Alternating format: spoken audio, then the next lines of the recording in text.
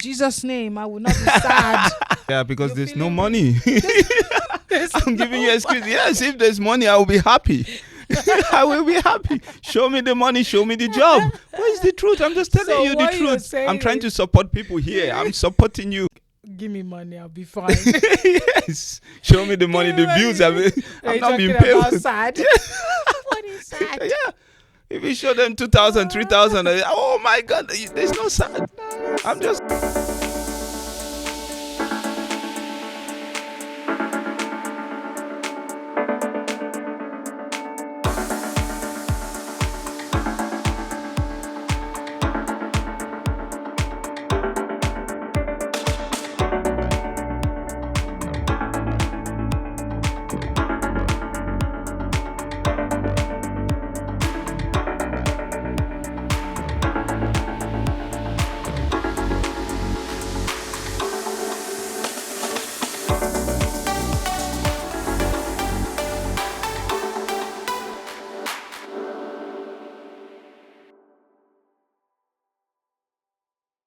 Welcome to the thriving relationships that you want, which can start now.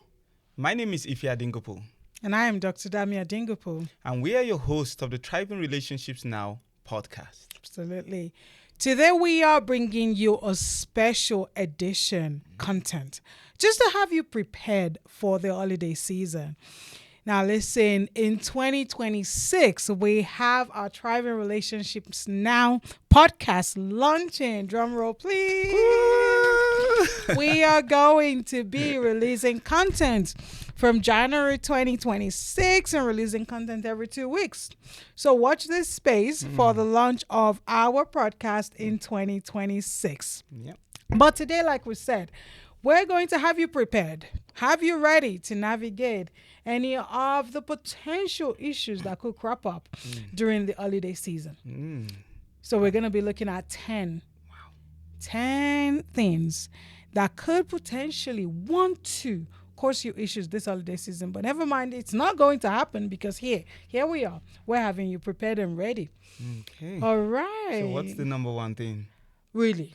Well, if you were to guess, I think anyone would guess that finance is the first thing that any reasonable couple needs to watch out for this holiday season. Yep. Right? Because the reality is, with children and their gift list, with extended family and their expectations, with all the things that you yourself want, right? With all the sales all over the place, Black Friday just came and went. Like, there's just so much that will tempt a couple to go outside their regular budget. Yeah. So finance is the one thing, I would say the first thing that couples need to watch out for. So what tips would you say that you give? Well, tips, I would say that couples should set a budget now. If you have not already set a budget, set a budget for how much do you want to spend on each child for their Christmas gift? Yeah. How much do you want to use to give extended families? Yeah. How much do you want to use as gift? How much do you want to use as donation? Set a budget now. Oh. One. I would also say that it's important to, for yourself, have a list of wants and nice to have. Yeah. So that you can see, okay, does it fit within your budget? So that you don't go out of kind of your spending. It may also be useful to just check in regularly with each other, maybe at least once a week for 10 minutes to just make sure that you've just touched base with all the spending that might be going on. That is good. I would say right now the second one is family, in-laws, outlaws, in-laws. In-laws, outlaws, in-loves. 3 categories. Yes. Yeah, what about them? Well, if I would say, whose house are you spending Christmas? Those kind of conversations. Yeah, those kind of conversations. Whose house are you spending Christmas? Are they coming to your house? Now, for example, if they are the ones coming to your house, what expectation are you setting with your spouse? So if it's the husband's family that are coming, what is the expectation? But one thing I would say is to let the husband do the talking and set the expectation with his family. Let them know that these are the things you do in your house. These are the things you don't do in your house. If anything goes wrong, let the spouse of the family handle that. If you're angry, just go one side, wait for your spouse to come back home, and he or she will deal with their own family. Don't cross the line, because it's not going to be a Merry Christmas if you cross that line. So we are trying to say that it should be merry, but let the spouse do the work. Absolutely, yeah. Family dynamics, Yeah. all of those dysfunctions can crop up during the Christmas holiday. Yeah. Like, so it's so important Yeah. that you're aware of it. So Yeah. what's the third one? The third one, yeah. Let's see. Overcommitment and exhaustion. Listen, we know about this one all too well at the moment. Not that we're even trying to be overcommitted. Yeah. It's just that 2025 has been so busy. Like with running a nonprofit, with working full time, with 3 babies, with They're growing. that They are are growing. right? Oh my goodness. Yep. 2025 has been really busy. Yeah. So we were already stretched. Yeah. And I would imagine that a lot of couples out there are already stretched Yep. with cost of living that has gone up. It may mean you've had to pick up extra hours at work and so on. So coming then up to Christmas, with then all the Christmas party for the children's schools, with there's just always something to add on to your plate during the Christmas season, just because of all the festivities. So it's to watch out for exhaustion, because when you're tired, when you're already overstretched, if you don't watch it, you're just not going to be able to be patient with one another. You're not going to be able to be kind of kind to one another. Your ability to just self-regulate is a little bit more impeded when you're tired and overstretched. So it's just watching out this holiday season to kind of check yourself. What capacity do you have to say yes to that extra dinner invite from your friend? Right? What capacity do you have to go to your work's Christmas party, your husband's Christmas party, the children's school's Christmas party? And if you have kids in 3 different schools, that is potentially 3 Christmas parties. What and then birthdays. Church. And then some people have birthdays in December as well, on top of all of that. So there's just so much that could add to the already full schedule. So it's watch out for that and make a list of those that you really should go. And listen, if there are some that you don't want to go, say no. Like, you're grown up, you don't hold anybody an explanation. And if you want to be polite, you can say, you know what, we don't have the capacity right now as a family. Thank you so much for inviting us. Like, just say no. It is important to manage overwhelm. What is the 4th thing that people should look out for? I would say unrealistic expectations. Oh my gosh, the perfect people right now are struggling. No, it's the truth. Unrealistic expectations. You know, you see someone on social media and you say, wow, this person just moved how many years ago? You know, and you're already comparing the person with your spouse. You don't even know what the person is going through. Because behind that social media, the person is definitely going through something. You are just seeing the picture. So, and you start comparing. I would say that shouldn't happen. I think the Christmas season, because especially with social media, like you said, if you don't watch it and you're seeing everybody doing their whole matchy Christmas jumpers and the Christmas tree is all lit, well, that is our family.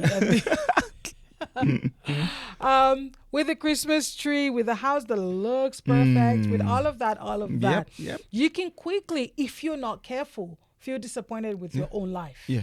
Right? But you, like you said, I mean, you don't know what's going on in there. No. So it's managing all of those expectations, making sure that you and your spouse are on the same page, and you're checking yourself that you are not comparing. You've got to manage the very, very huge temptation these days to compare. You've just got to watch it, and you've got to talk to each other in this season. What matters to us? as a family, right? If you've got kids, what are the kind of rituals and routines around the Christmas season that we want to set up? Yeah. Rather than spending time focusing on all the other Joneses and what they're doing, for real, just sit with each other and find out what is it that we as a family want to treasure and what do we want to build in this season. So watch out. There is no perfect family out there, and honestly, nobody's having a perfect Christmas. So don't be sitting there comparing your own family and saying other people are having a perfect Christmas. It's a lie. They might not be having a perfect Christmas, but they might be having a happy Christmas. Happy Christmas Yes, is that's all we all want. Yes, that's all really. That's what the children are asking for. They're not asking for too much. No, they just want a home that's filled with joy and happiness. Yeah. All of the rest is just fanfare that they don't even care much about. No. All right. What is the fifth thing that you should look at? Family traditions. That's what we're just talking about now. Yeah, that's what we're just talking about Like, now. if you look at it, especially for the young couples or the newly married couples, think about if you're in your 20s, right? You have been together for probably a shorter period of time compared to the length of time you've been doing Christmas in your respective homes of origin. Yeah. So then you come into marriage with those family traditions. If you do not sit down and have real conversation, if you go and assume, especially the dudes, I'm going to talk to the dudes here. I'm going to talk to the young married dudes who may have been trained in perhaps a patriarchal society and an hierarchical society where it's just like, oh, I'm the man, of course. We're doing Christmas the way my family used to do Christmas. Listen, can I just help you? Have the conversation with your wife very quickly. Just be sure she's on the same page with you and that she... I didn't say anything. I just What do said, you mean, just be sure that she wants to continue the family traditions that you brought into the marriage.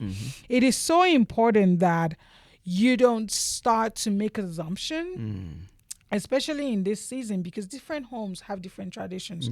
Do we make pumpkin pie? Or do we make trifle for dessert? Right? Or do we make, I don't know, what other kind of desserts do they make during Christmas? Something as simple as that, if you go make the wrong dessert, could become a problem. So it is very important that you have the conversation about which traditions are we going to carry on in this union so that it doesn't become a point of contention. Yep. Absolutely. Number 6 is grief, loss, and emotional triggers. Yeah. You know, so during this time of holiday, people have lost their loved one during the year. It is absolutely, it's you have to be, if it's your spouse that lost a loved one, you know, you have to be emotionally in tune this period. That antenna needs to be spot on to say, hey, because this is a hard time. They are not with their loved one in this season of Christmas. So now it's time for you to be there and say, hey, what can I do? Speak to your spouse. How is your spouse coping? How is the family coping during this season? What can we do to make sure you have a happy Christmas? It's not for you to assume. It's for you to ask. What can I do? My spouse might just say, I just want you to be there for me. That's all. So this is the time to ask and say, what can I do for you? Absolutely. I think specific to couples, especially because of our experience with miscarriages, right? For couples who have had a miscarriage during this year, I don't know why that even came to my mind now, right? This Christmas season could be a season that's triggering for one of you if you have had losses like that during the year. Because imagine the dream of it's Christmas season and dressing your little one in Christmas onesie and all of the dreams around Christmas and babies. So be extra gentle with one another this Christmas time. Be extra in tune and attuned to one another during this Christmas time if you have lost a baby, if you have had a miscarriage, this is the time to handle each other with absolute care. Yeah. If you've lost a mom, a dad, a sibling, a cousin, just be super gentle with one another during this time. Make space for grief. Don't just assume. Yeah. Like, oh, it happened in January and we're in December. Like, make space and just acknowledge that one of you have lost a person. Yeah. All right. Parenting stress. During the Christmas season, listen, we used to ask our children to write a list, and there was a year Arinze wrote like a whole A4 page full of requests. That alone will stress a person out, but not me, because I quickly told this child, listen, you're not getting a full page of whatever items you selected. But on a more serious note, during the Christmas season, you have the fact that you're somebody's child. Yeah. So then the parents can come and give you grief. And then you're someone's parent. Yeah. And the children also, they go to school and they hear XYZ is going to get something for Christmas. They bring all of that home to you. You wanted to say something? Yeah. But which parent will be telling the child that that's what they're getting for Christmas? Well, the thing is, if there are promises, right? Yeah. It's like, oh, Santa might bring you, I don't know, Ferrari. Let Santa bring me Bentley, please. Bring me Bentley. I'll give you my house address. So it's managing the children's expectation, because sometimes it might not even be the children. Yeah. It might be us, right? That's putting those pressures on ourselves. Yeah. It might be us that actually wants to give them the PS, whatever is the latest PS these days. I don't know, PS5. 5 or 6 or 7. Who knows? It might actually be us putting the expectation on ourselves, not the children.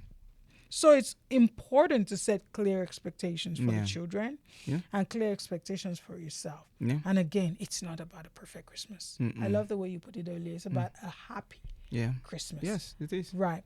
Not about a perfect Christmas. So it's important. And then conflicts around gifts. We have worked with couples where mom will buy gifts for the kids and dad will also buy gifts for the children.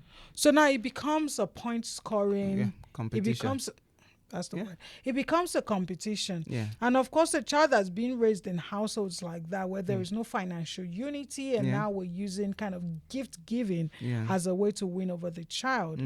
That child is just going to continue to build unrealistic expectations. Oh, yeah. And that becomes a thing. So you've got to watch out. Yeah. Watch out for unrealistic expectations. It's just like in our house, the children know how much the Christmas present they would get, the price, and that's it. We are not going above that. The budget. The budget, they know they have a budget for their Christmas gifts. Yep, and they're not going above that, that budget. So they know, and they've known that for a long time. So it's like, so they know, what's our budget this year? This is our budget. They know, okay, these are the things. If I want 4 things, it's going to cost me, how much is it? So they already know all those things. So it's easy for us, the parents, to know that, okay, these are the things. Give us your Christmas list. Let's see. Okay, and we pick one out of the list of things that they've given to us. Absolutely. It just makes it easy than you buying your own, I'm buying my own. It's the same account. Isn't it? Don't let me make Sorry, it. we do joint financing, so it's joint account. Yeah. Just What I makes it spend is easy. what he spends. Yeah. It's just as simple as that. Yeah. Yeah. So number 8.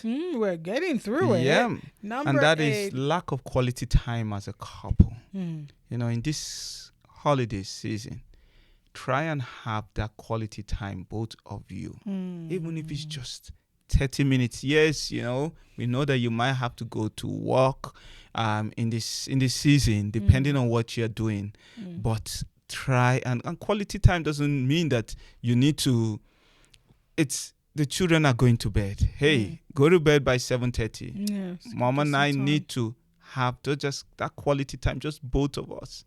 And that's just it. 10 minutes, 15 minutes, 20 minutes.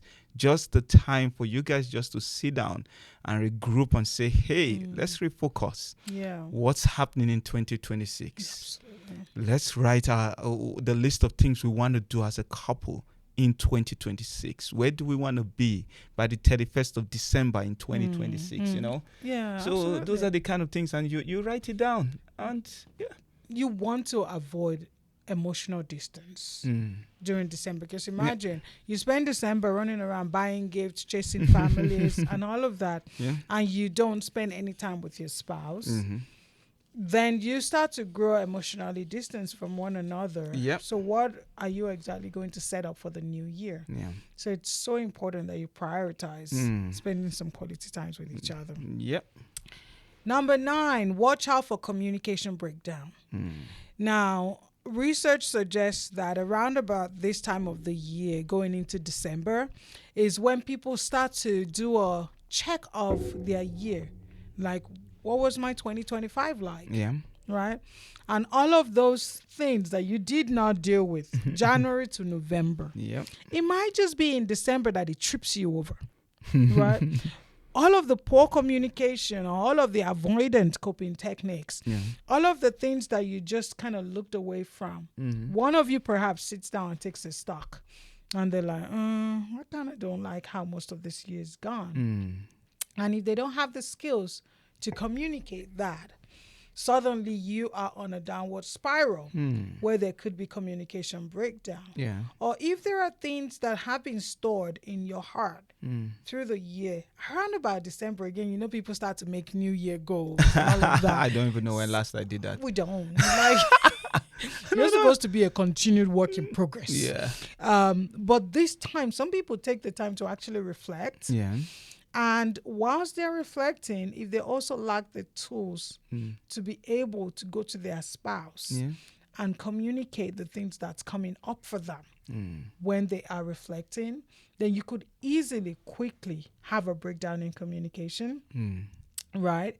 So it is so much important that partners make the time to have difficult conversations.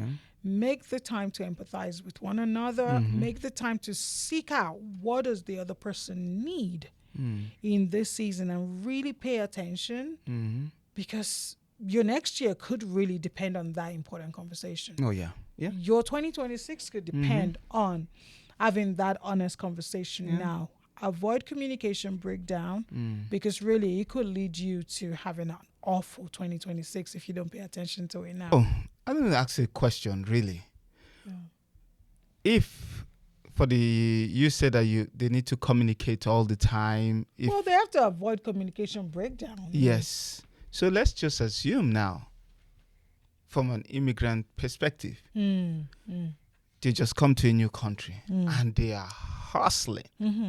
And one has to work in the night, the other one wants to work in the morning.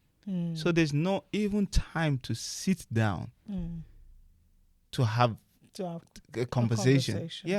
What do you do there? We know that this is a real issue. Like the fact that many of us move abroad to Obodo Imbo.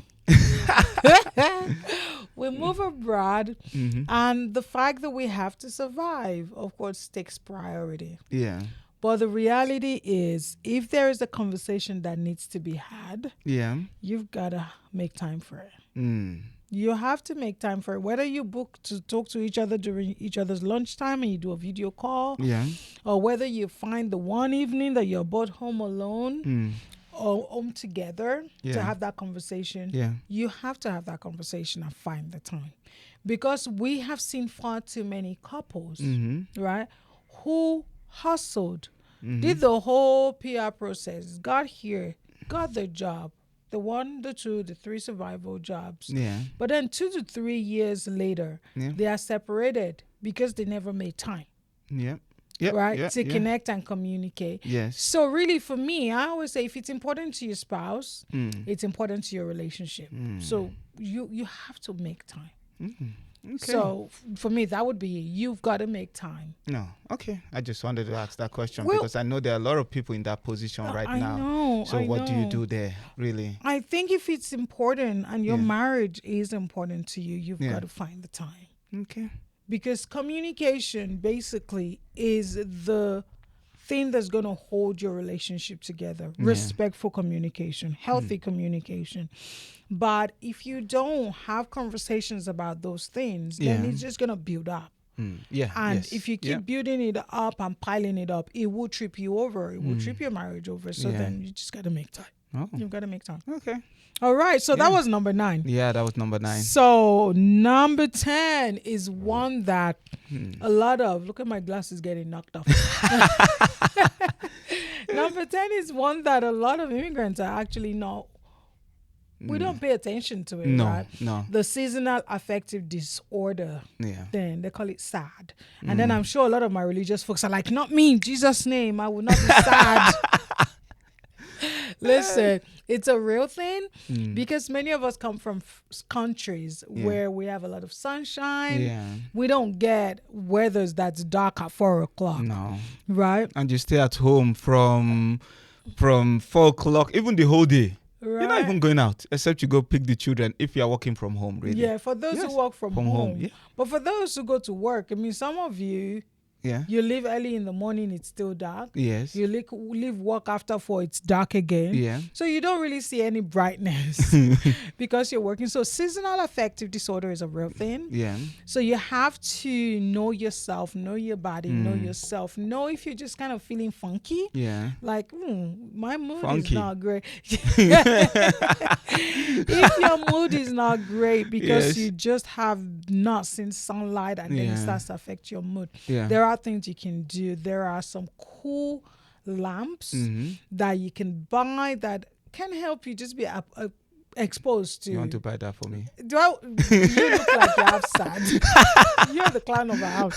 I don't think anybody who sees you, who met you, or maybe there's something you want to tell me. Are you feeling sad? You've been with me that long, you don't know. I haven't seen it, but maybe I haven't been in tune. I have been in tune. But there are things you can do. Yeah. You could go for walks when you have time. You could go for walks during your lunch break, or you can go by the sad lamp. Sad lamp. That is. Okay, the other word for it, I think it's an emotion. Let me find you the name of what you could actually buy. I have it written down here. So rather than call it sad lamp, you can call it the light therapy lamp. That sounds better. Like not sad lamp. Please buy me sad lamp for Christmas. That's just wrong. You know, that's wrong. Okay. The light therapy lamp. Nah, that sounds better. And it's a lamp that's been designed to help just expose you to some, yes, it is artificial lamp. It said that this light mimics natural sunlight and helps improve your mood, combats the symptoms of seasonal affective disorder. Yeah. So therefore, do something, whether it's the sad lamp or I know you prefer the mood lamp or the light therapy lamp, whether it's that you buy, do something to improve your mood, right? Get out, go for walks, see bright lights, stop doing 4 or 5 shifts back to back, see lights, see daylight, right? So that you can, but survival also depends on your emotional well-being, right? Yeah. It depends that you're feeling well inside yourself. So it's important to pay attention to this as well. And this is one that we actually don't pay attention to a lot. And many of us don't take vitamin D as well because we don't pay attention to that. So please take your vitamin D as well. Because that helps your health overall. Yeah. You wanted to say something there. Yes, I just thought you mentioned something and you said we should, how did you put it? The last statement about yourself. You know, you be aware of yourself. Yes, I don't know what I said. Yeah. But what if someone doesn't even know how to be aware of themselves? If someone they were not even taught how to be aware of themselves. Yeah. You know, that's because just imagine someone coming from where we come from, Nigeria. How many of them are really taught how to be aware of themselves? All right. So with SAD, people who have SAD will typically have symptoms, right? They will notice that they're perhaps feeling a lot more fatigue. They're feeling excessively tired. It might just be the children and they are walking. I'm just kidding. Yeah, just the children. That's just true, imagine. right? I told you. They just be like, I was at home with the youngest that day. 2 hours I was with him. I was already tired on the. on the chair. I was sleeping. So, okay, if you have a prolonged period of time after relocation, and it's typically in winter, where you're feeling just kind of, you're not in a state where you're feeling happy, like from the inside. Yeah, because there's no money. I'm giving you an excuse. Yes, if there's money, I will be happy. I will be happy. Show me the money, show me the job. What is the truth? I'm just telling you the truth. I'm trying to support people here. I'm supporting you. So what you're saying is immigrant families might not even relate with sad. No. Like seasonal affect. Sad. I'm just trying to. Okay. Well, look up. I think your question was, okay, what if people don't actually know themselves? Yeah. If you find that your mood, let's say you were earning the same money in August. Yes. And it's the same money in November. It's the same money in January. So the money hasn't changed. Yes. But your mood has changed. You're feeling extra fatigued. Right? It could be not the money in that case. It might be the job. It might be the job. The job is stressing me out. Stop it. No, I'm just saying. It might be the job. It might be I want to look for another job. No job. It might be that there's stress in the relationship. It's the truth. But I'm giving you all these excuses that how is that going to? How is it going to be sad? Seasonal affective disorder. The bottom line is seasonal affective disorder is predominantly limited to the winter months, right? It's not something you experience in the spring and summer months. Yeah. So if you find that you are, on a more serious note now, if you find... I didn't say anything, I'm just looking at you. If you find that you're feeling just off, fatigued, more tired, more cranky, more snappy, you're just not feeling yourself. Assuming you know how yourself feels normally, and you're only feeling that in the winter months, it might be seasonal affective disorder. Just go talk to your doctor. Right? I mean, it doesn't hurt. We live in Canada, and if you live in any of these countries where there is good health care, it's a visit to your general practitioner, right? To just find out what it could be. And it could just be that you just need some lamp to expose you to some light. Or you just lamp need to of go God. for lamp of God. Lamp of God. Oh, the lamp of God. I know.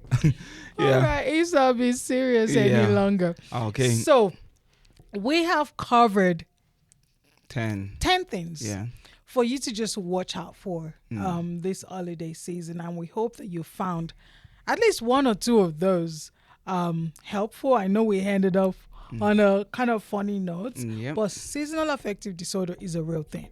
So visit your physician if you think that this might be something you're experiencing. And as we launch in January, please check our website, www.thrivingrelatationsnow.com. Absolutely. There are going to be a lot of resources for you, and we are here for you.